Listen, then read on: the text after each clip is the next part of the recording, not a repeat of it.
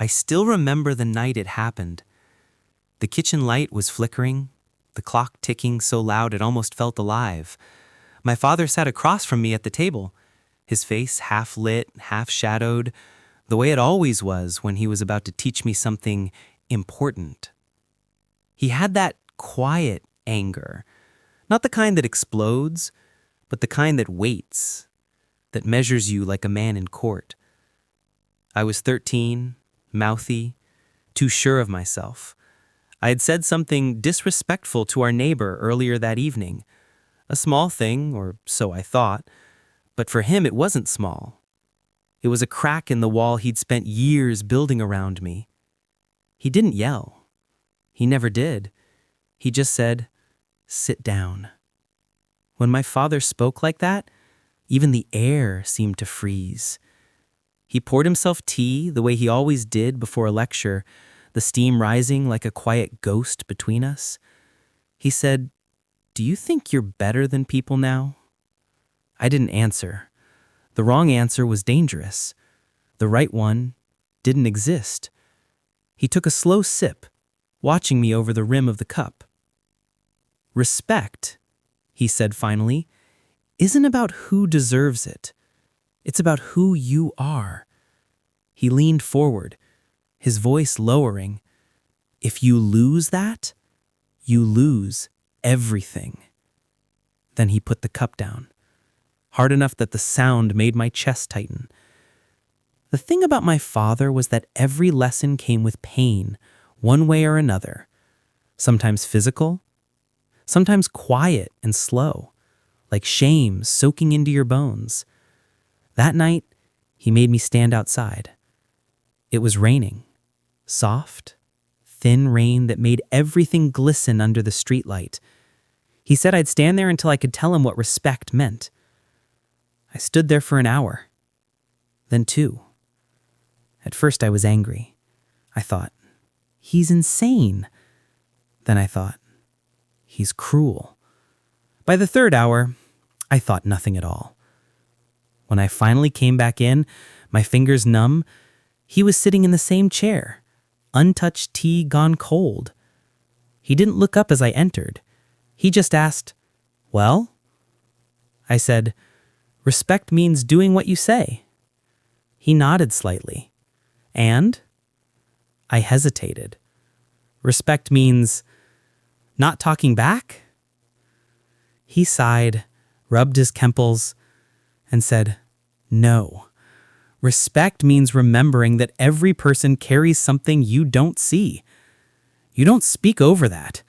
You don't step on that. You treat it like glass." Then he looked at me, not with anger, but disappointment. "You forget that. You'll end up like me."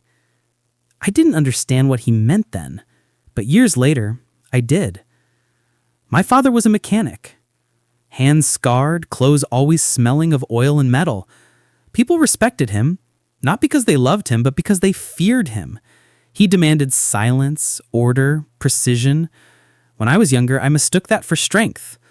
Now I see it for what it was: loneliness dressed as control.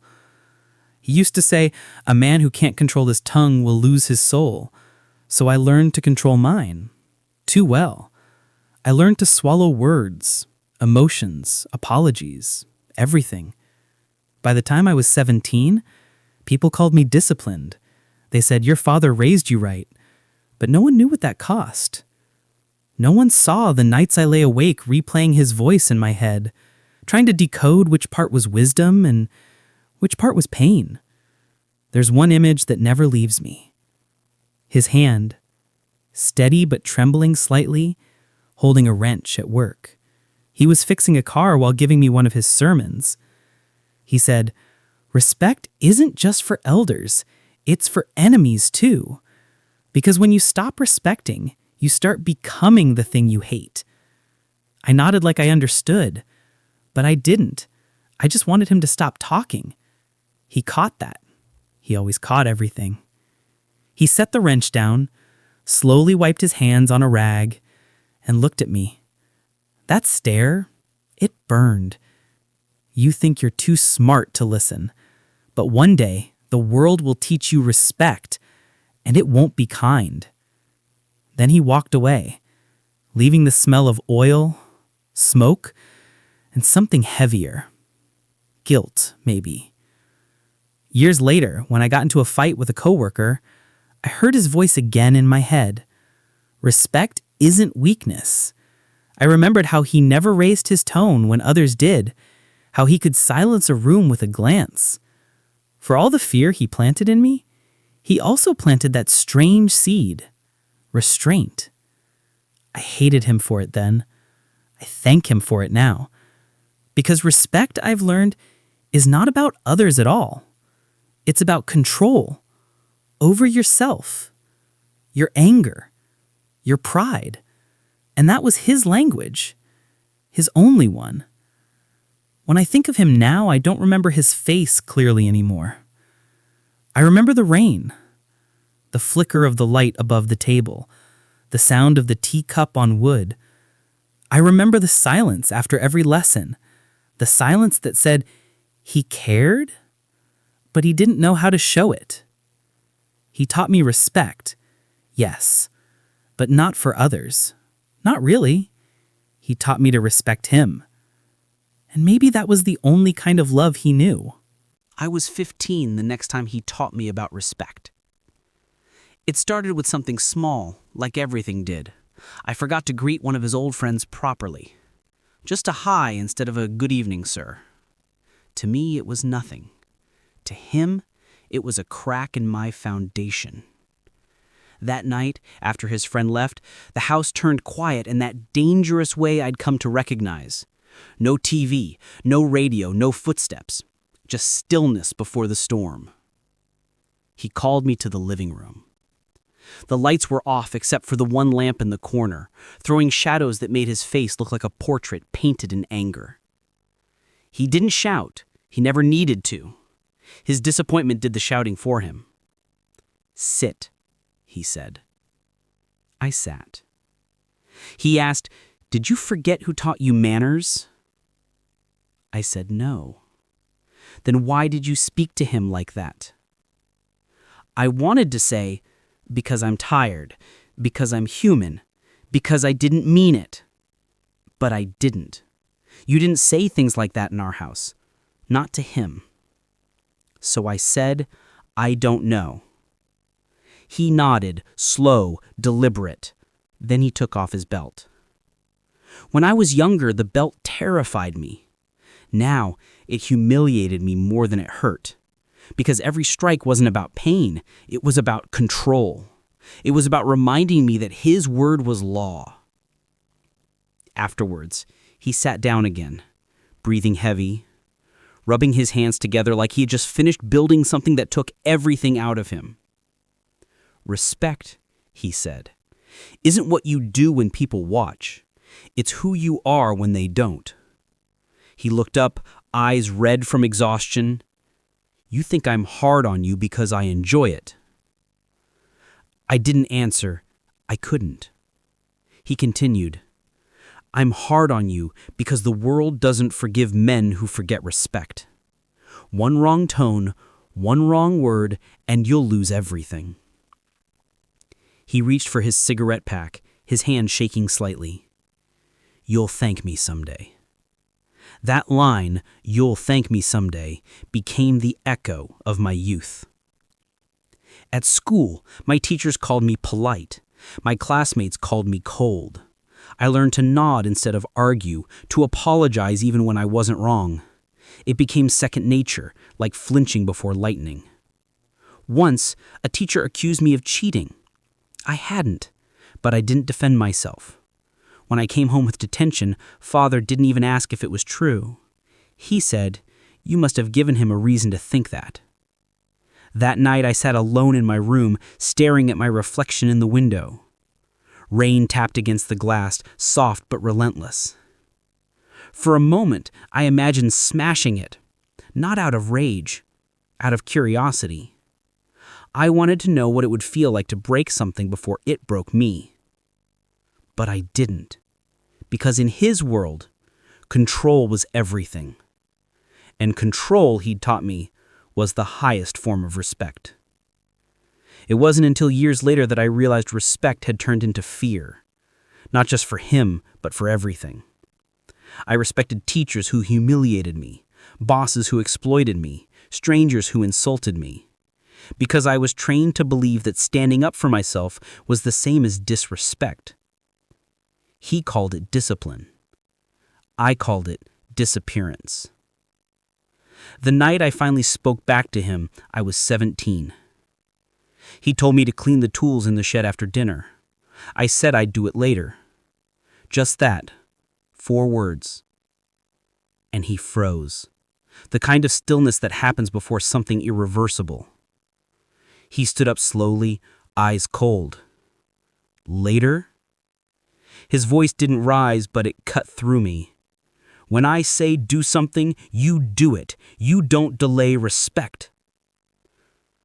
I said, respect isn't slavery. The silence after that felt like thunder. He looked at me for a long time, not angry, just shocked, like he was looking at a stranger who wore his son's face. Then quietly, "Don't ever say that again." And he walked away. I cleaned the tools that night, but not for him, for myself, for the boy I was losing. I realized something that night. Respect meant obedience to him, but it meant suffocation to me. He wanted a reflection, not a person. And maybe that's what scared him most, that I was starting to think on my own. Later I heard him outside, smoking alone in the rain. I watched from the window, the glow of his cigarette flickering like a heartbeat in the dark. He looked smaller than I'd ever seen him. For the first time, I saw the man beneath the father, tired, worn, fragile. I wondered who taught him respect, and whether it broke him too. That was the night I stopped hating him. Not because I forgave him, but because I understood him. He wasn't teaching me to respect others. He was teaching me to survive a world that had never respected him. And I became the result, a boy who learned to bow before anyone, but could never kneel to love. He'd say I learned the lesson. But even now, decades later, I wonder if what I learned was respect or just fear wearing a father's voice.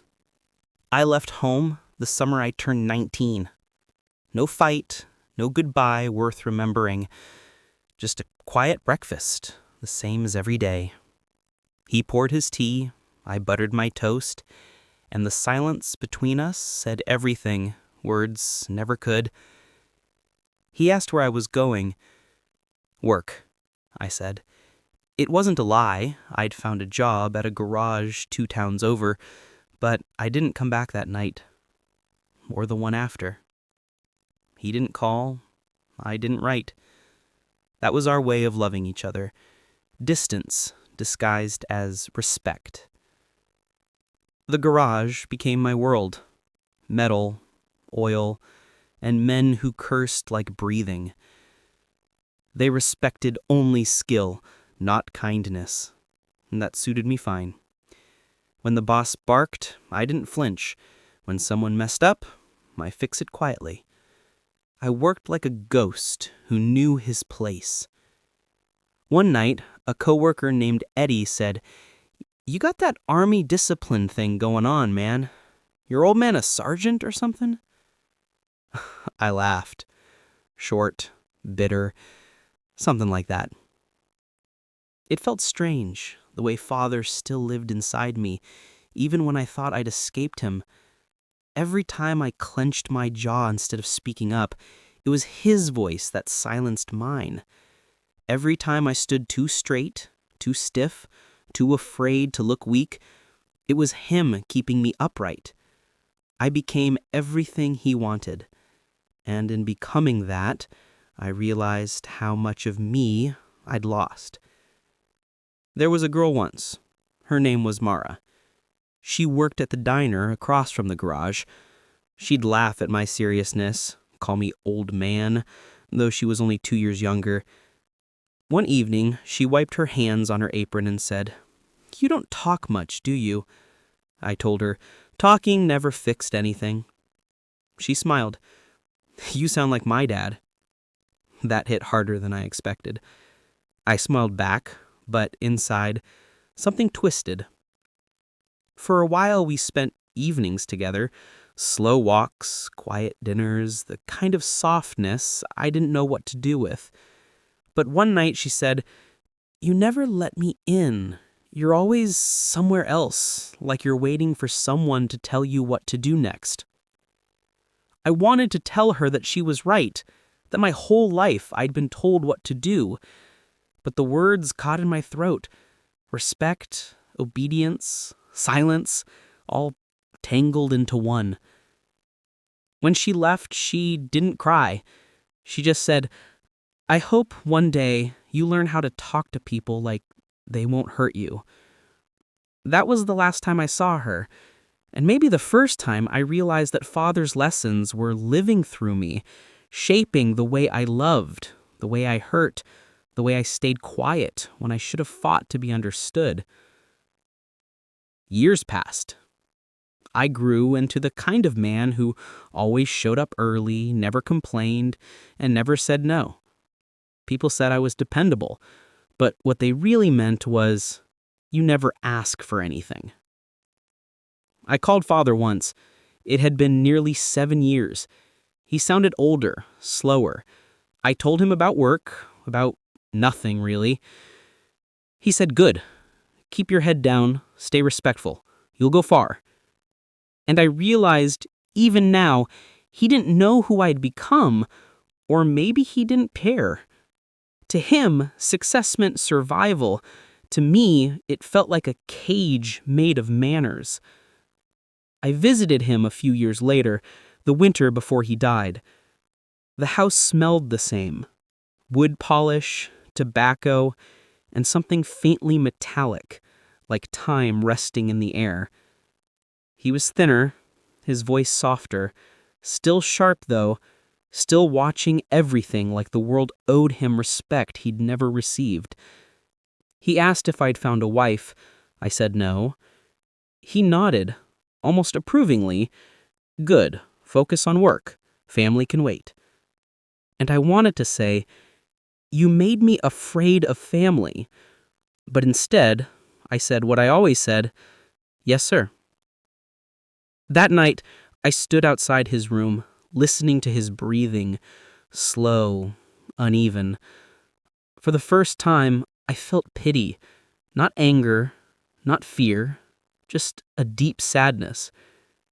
He'd built a fortress out of respect and lived his whole life inside it, alone. And I realized I was building the same thing.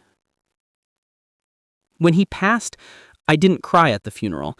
People said I was strong, but inside, I felt hollow, like someone had erased a part of me I didn't even know I still had. After everyone left, I stayed by his grave. It started to rain, gentle at first, then harder, washing the dirt into dark veins across the headstone. I said, "You won, you know?" My voice trembled. "I became exactly what you wanted. A man no one disrespects, but no one really knows." The rain answered for him, steady, unchanging, just like he was. I wanted to tell him that I forgave him, but forgiveness felt like another command. So instead, I said what I never could when he was alive. "I respected you so much I forgot to love you." And maybe that was the lesson neither one of us ever learned. When I drove away that day, I looked at the rearview mirror and caught my own eyes, stern, unreadable. His eyes, the kind that could silence a room without saying a word. And for the first time, I smiled, not because I was proud, but because I finally understood the curse he passed on. Men like us don't break. We just harden until nothing can reach us. And maybe that's the cruelest kind of strength there is. I don't know why I'm writing this, Father.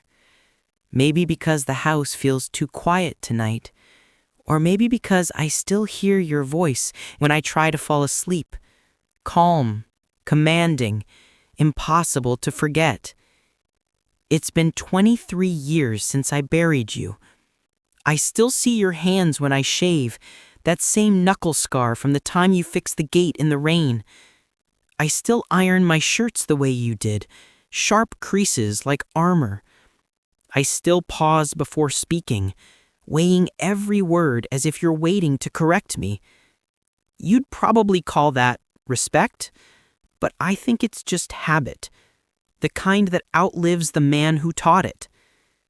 I used to think you were born without softness, but lately, I wonder if you just buried it so deep no one could find it, not even you. You grew up in a world that punished weakness. The mill, the army, the men who laughed when someone hesitated. Maybe that's why you raised me the same way, to make sure I'd survive the cruelty you never escaped. The tragedy is that I did survive. I survived everything except you. After you died, I found your old notebook in the drawer by your bed, the one you kept locked. Most of it was numbers, names, lists of bills, but on the last page you'd written just 3 lines. He's too quiet. I hope that means he's strong. Or maybe it means I broke him. I sat there for hours, staring at those words. It was the first time I realized you ever doubted yourself. You'd never apologized to my face, not once. But that sentence, it was an apology written in your language, unfinished, disguised, buried where no one would see. I wish I'd told you what that silence cost me. You taught me that emotion was a weakness, that respect was earned through control. So I learned to swallow everything. Anger, sadness, even joy. For years, people told me I was dependable, composed, but they never saw the truth, that every time someone raised their voice, I still flinched. Every time someone asked what I wanted, I didn't know how to answer. I carried your lessons like medals pinned to invisible scars. There was a night, maybe 10 years ago, when I was walking home from work. It was raining, the kind of heavy, slow rain that smells like metal and memories. A boy ran past me shouting to his father on the other side of the street. The father laughed, grabbed the boy by the shoulders, and said something I couldn't hear. But I saw the way the boy smiled, open and unafraid. It hit me then, how small that moment was, and how I'd never had one like it. I stood there, soaked, watching them disappear into the rain, and I thought, that's what it could have been. That's what we missed. And for the first time, I didn't feel angry at you. I felt sorry for both of us. I've learned that respect without kindness turns into distance, and discipline without love turns into fear. I used to think you built walls to protect me. Now I know you built them because you were afraid of what love might demand from you. You gave me everything you knew: order, control, silence. But you couldn't give me what you never had: warmth. And I'm not writing this to blame you anymore. I'm writing this because I want to tell you something you never let me say. I forgive you, not because you earned it, but because I finally understand you were human. I've tried to live differently. I speak softly when I can. I look people in the eyes, and when I meet children, other people's, since I never had my own, I make sure to smile first.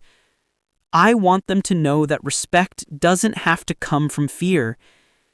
Sometimes when I pass a mirror, I still see your shadow, and strangely, it doesn't scare me anymore.